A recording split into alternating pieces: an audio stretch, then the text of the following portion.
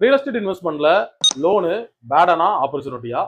Real எஸ்டேட்டை வெறும் savings மட்டுமே வச்சு வாங்க முடியுமா?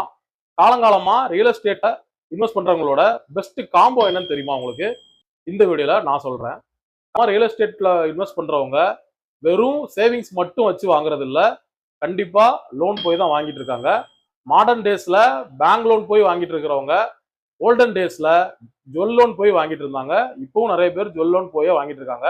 ரியல் எஸ்டேட்ல ஜுவல் லோன் பிளஸ் இன்வெஸ்ட்மெண்ட்ங்கிற காம்போவை எப்போதுமே பிரிக்க முடியாது. ஃபார் எக்ஸாம்பிள், இப்போ உங்ககிட்ட ஒரு 10 லட்ச ரூபாய் இருக்கு அப்படின்னா, இந்த 10 லட்ச ரூபாய்க்கு மட்டும் நீங்க ஒரு ப்ராப்பர்ட்டி வாங்குனீங்க அப்படின்னா அதற்கான ரிட்டர்ன்ஸ் தான் உங்களுக்கு ஃபியூச்சர்ல கிடைக்கும்.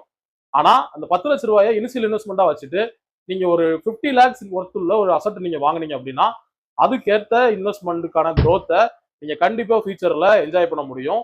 ஸோ உங்களுக்கு ரீபேயிங் கெப்பாசிட்டியும் இருந்து உங்ககிட்ட ஒரு இனிஷியல் இன்வெஸ்ட்மெண்ட்டும் நல்லாவே இருந்துச்சு அப்படின்னா கண்டிப்பா ஹை ஒர்த் அசட் நீங்க போறது தப்பே கிடையாது. இது என்னோட ஸ்ட்ராங் சஜஷன். தேங்க்யூ.